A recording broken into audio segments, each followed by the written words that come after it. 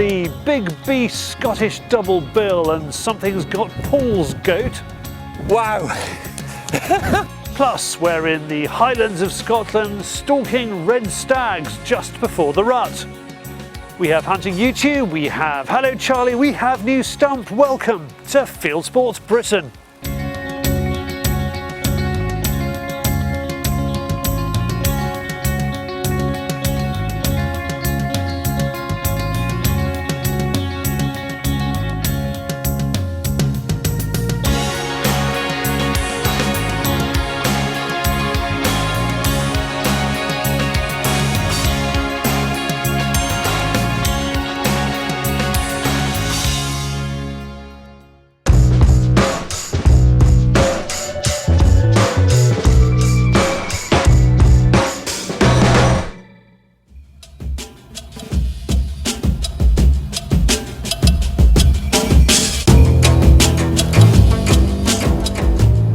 The glory of stalking in the British Isles is that our 6 species live in some wonderfully diverse places.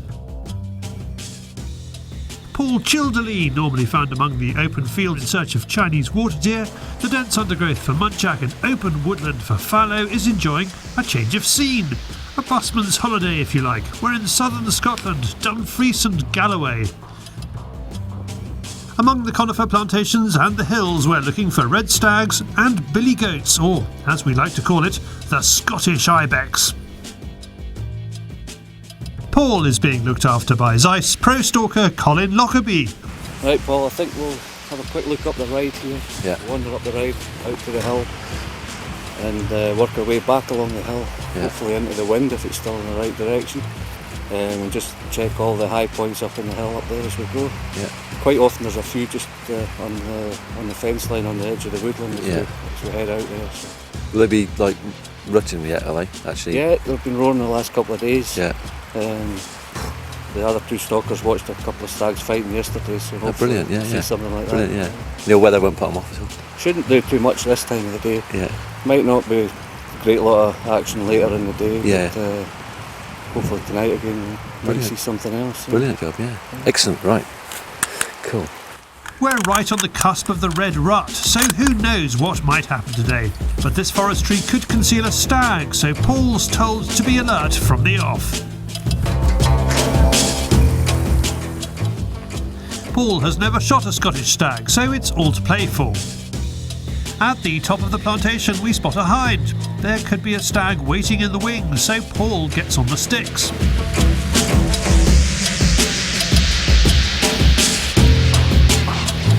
Colin uses the trees as cover, and we move and scan the hill.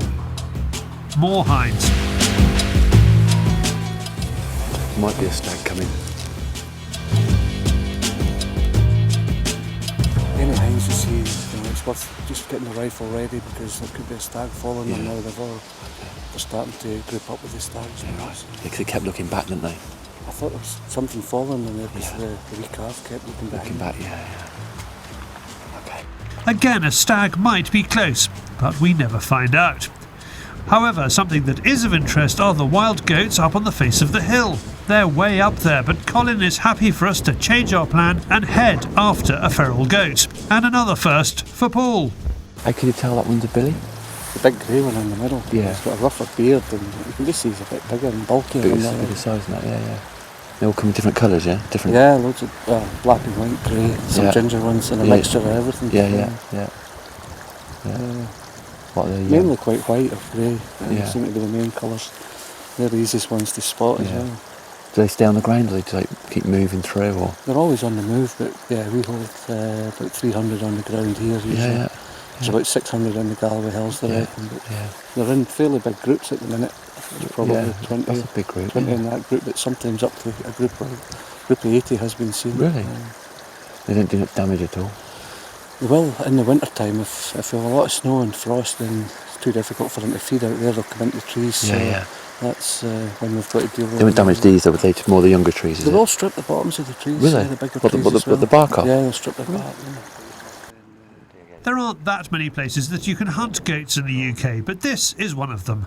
It's getting on a bit of time.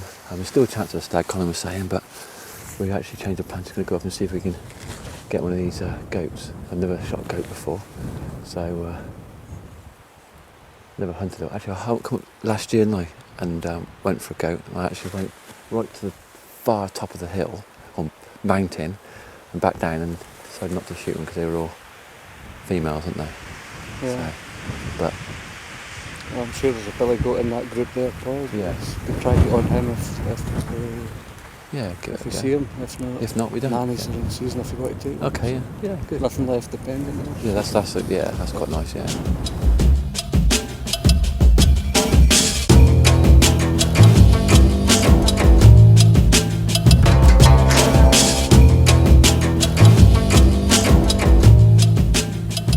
We keep glassing, but they feed up and over into the next valley, and we need to push on after them. Using some boulders for cover, we make a plan. It's just come from the rock down there about 600 metres, I think it is, across here to get back up on the bank. The goats have gone over top this brow, and hopefully on the edge of this bowl that Colin was on the bank. There's some rocks on the sheer rock face down there, little sheer rock faces, which they sit upon in the day. So hopefully we'll get up over the top here, crawl in and spy on the bowl and on this side these rock faces, and hopefully we'll get a shot. Okay.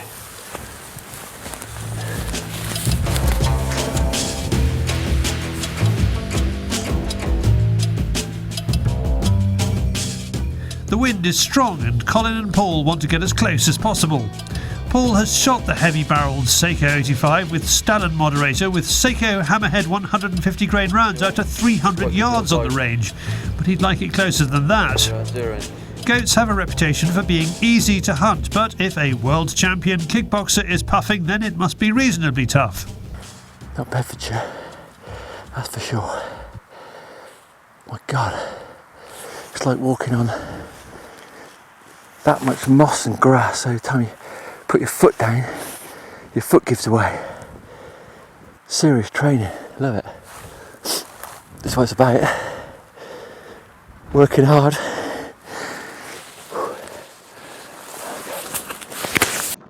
At last we catch up with the herd. Paul and Colin move forward to take a look. Paul protects the binos by popping them in his Shooter King smock pocket before the crawl.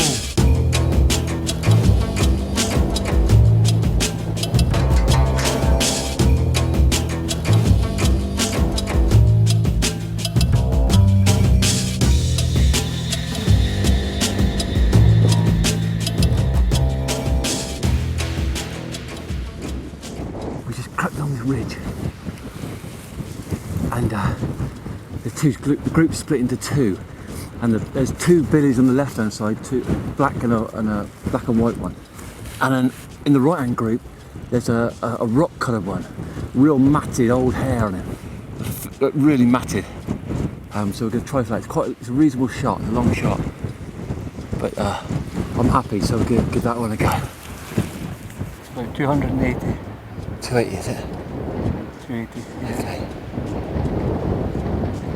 To the big grey one, Paul, grey in the middle. Yeah, okay. Okay.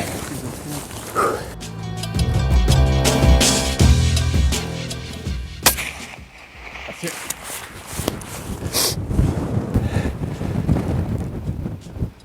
Wow!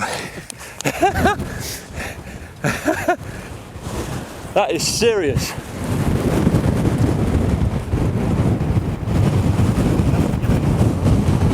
I've been doing a bit of practice with the 308, not normally my normal calibre, and yeah, I knew I was going to get caught out with a longer shot, and I knew the weather's always harsh up here, well, really harsh and windy, and yeah, that was unbelievable. That was really tough with that shot, unbelievable. So yeah, so I've been at the range, and I zeroed it in at 100, but then I tried to do some bit further distance shooting. Obviously with the 308 it's still got the killing power at a distance, so yeah, great, awesome, absolutely awesome. I'm quite glad I carried this heavy barrel up here now, because this is a 85 Farming wooden, obviously, and it is good for longer distance shooting. You've got the stability, and you're on the bipod, good stability, and nice and steady, so you're more confident of these longer shots. I've got a Conquest DL on it. Not ideal, but again, it's clear, nice fine dot.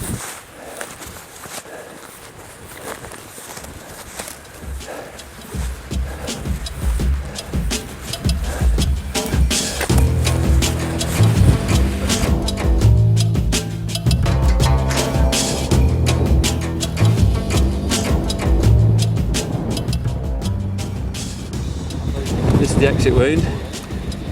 Touch high, a little bit high, but it's so thick on the other side you can't actually find the entrance wound. But yeah, there's the exit wound. Yeah, really pleased with that. The opportunity for the red stags didn't happen, so we switched on and went after the goats. Colin spotted a group of goats up here and he said, you know, there's a male up there he don't mind shooting. So yeah, so we went after it. We're happy to get a result. Well, I am anyway. So after a long walk and a good push up the hill, so great. Now I think it's back for a cup of tea and some breakfast. It's not a medal, but it's Paul's first, and one to remember. If you want to find out more about red deer and goat stalking with Colin, contact him through Solway Stalking on Facebook. Well done, Paul. And I say it at the end, I'll say it again now, all the kit he uses in the description below. Now, from a billy goat gruff to something a bit more grim, it's David on the Fieldsports Channel News Stump.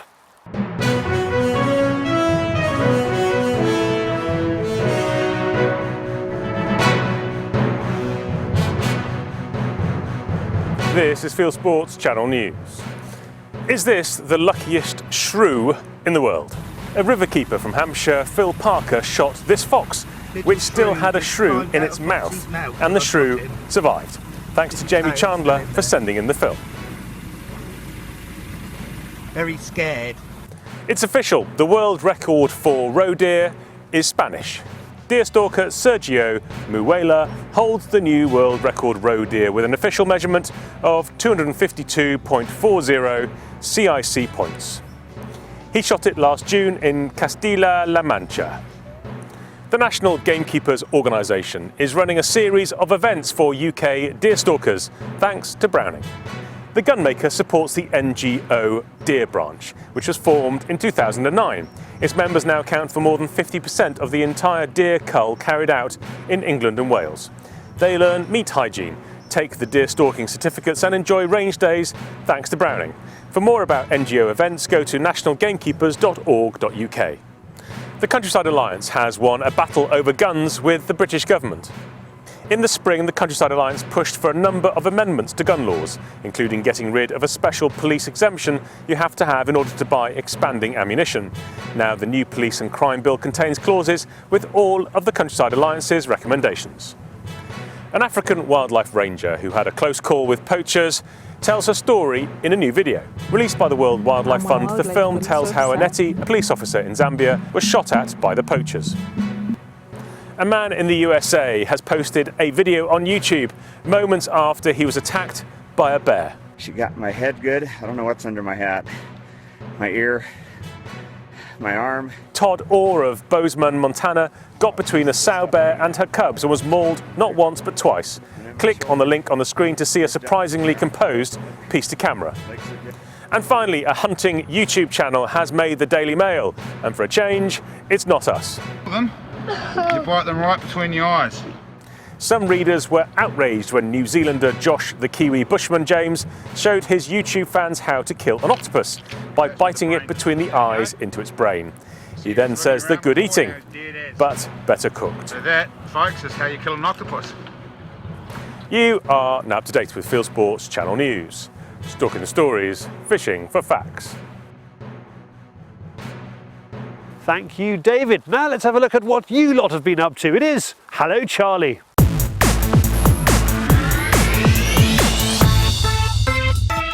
Hello Charlie, me and Aaron just been out on the crows today, the Burnley Bunny Bashers.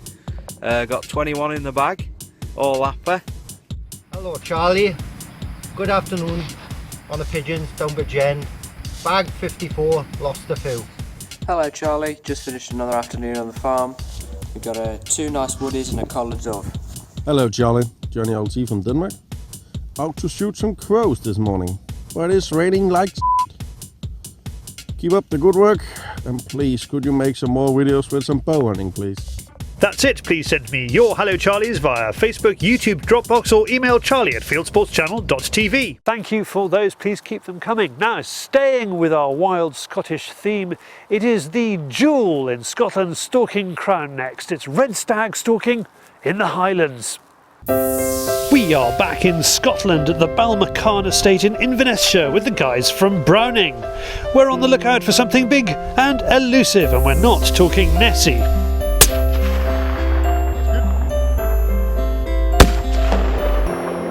Preparations for the day are well underway. Head stalker Jimmy tells the group what to expect. It'll be an old stag or a stag with a poor head that we don't want to breed. With that out of the way, it's time to get changed and head for the Argos.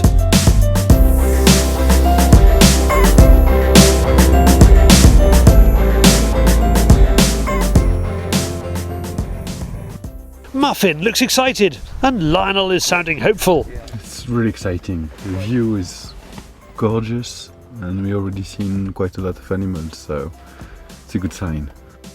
We need to test the conditions for the day using new state-of-the-art bubble technology. We haven't travelled far before Lionel and stalker Daniel have seen lots to grab their attention. You would like to think that there'll be a stag close by, if not line with them. Where they are at the moment, we can just see a few animals. Do you have an idea of distance? It's about 2 miles. These are good conditions for stalking. There are deer in large numbers, which is good and bad. The number of eyeballs on the lookout for danger makes our lives difficult, but Daniel has a plan. We're gonna head out here into the wind and then work our way back along. We'll gain some height so we can see into the back of this hill, and hopefully the hinds that we saw earlier will be out there and we can get a better look, and hopefully there'll be a stag there too. Okay? We stalk up steep terrain and things start to look more promising.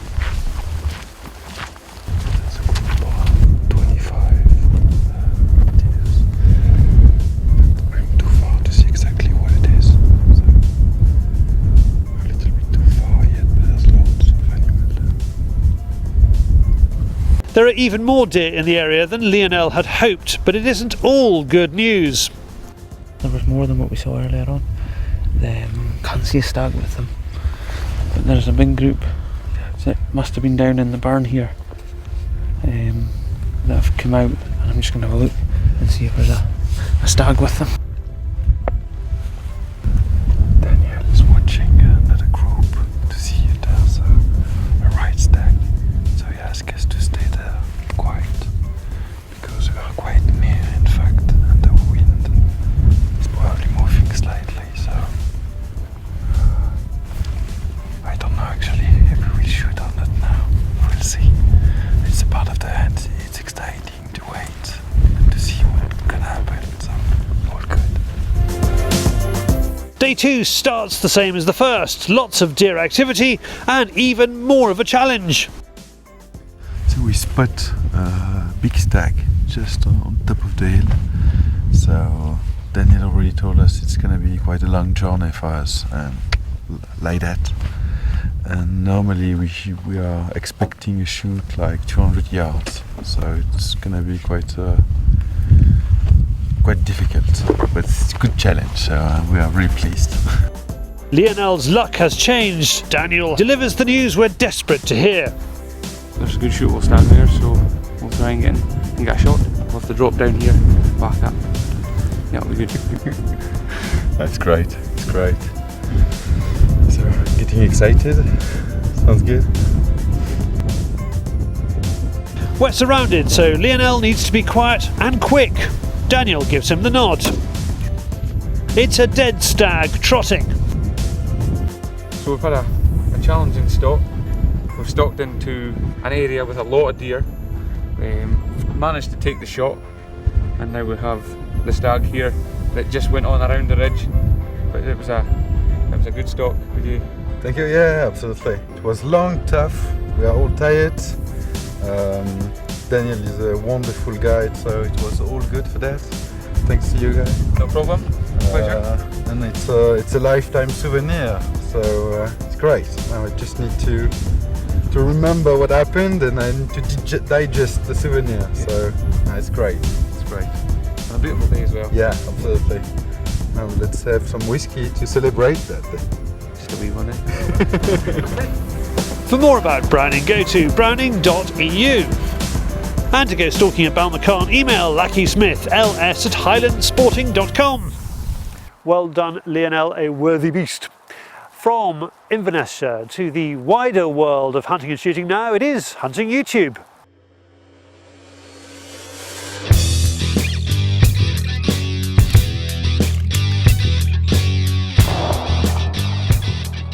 This is Hunting YouTube, which aims to show the best hunting and shooting videos that YouTube has to offer. Belgian professional photographer Bert Stefani gets in touch about a new short documentary he has made. He follows Dutch hunter Eduard van Adrichem for a morning goose flight. Look at the subtitles to learn about the over-regulation of hunting in the Netherlands. Norway has a more robust approach to hunting, and this is a lovely film about how they go grouse shooting there. It's a wonderful landscape and the setters are working hard. Lone Star Boars claims he has found a bullet that punches through brush and twigs without being deflected. He makes this film to prove his point about the 458 SOCOM using a CMMG Anvil rifle, an AR-15 lookalike. The state of Arkansas in the US is to get its own hunting TV show. That's Hillary Clinton's home state. Is it all about gun control like her? Nope, it's just as hunty and shooty as you would hope. This is the trailer. Julia Numpson is off to Africa to shoot a cull hippo. Posted on the YouTube channel of German rifle maker Sauer, she uses one of the new Sauer 404s. This is one of two films just posted by Sauer about the 404. The other is a fallow buck stalk in Germany. It's often a surprise to British ears to hear how German Africa is, and this film is one of those surprises. A beautifully shot programme about hunting in Namibia. It features our old friends Mario, who runs the Wild Boar Fanatic channel, and Elena Steinbach from German online hunting magazine Wir Jagen. Stuart Taylor gets in touch about his new 410 Hush Power film. He's out after wood pigeons in a film that includes misses, hits and a few rights and lefts. And finally, Elliot from Triggerpull TV puts together a series of clips to make a series about reloading. He contacts me to ask if I'll put it into Hunting YouTube, and so I have. This is part 2, Introduction to Reloading, #2, Trimming, Chamfering and Deburring. That's it for this week. If you have a YouTube film you would like us to pop into the weekly top 8, send it in via YouTube or email me the link, charlie@fieldsportschannel.tv. Now it is of course the beginning of the month, and that means a new club digweed. In this month's Club Digweed, George is showing us how to shoot a right to left crosser. He takes us from below the target to 60 yards away. With the help of the shot cam, we can see exactly where you need to be. I think most long targets are missed off the wrong line rather than the wrong lead. And George talks through his recent competitions and speaks to FitAsk boss Jean-François Palinkas. It's all in this new episode of Club Digweed. For more information about joining the club or downloading the show, go to georgedigweed.com. Well, we are back next week. If you have not done so already, please go to our website, fieldsportschannel.tv, where you can click to like us on Facebook, follow us on Twitter, subscribe to us on YouTube, or pop your email address into our registration page, our register page, and we'll send you our weekly newsletter about the show and about our other shows, Clay Sports, Airheads, and Field Sports Africa. And if you want to know more about the kit we've used in this show, have a look in the description below, as I said earlier. This has been Field Sports Britain. Good hunting, good shooting, good fishing, and goodbye.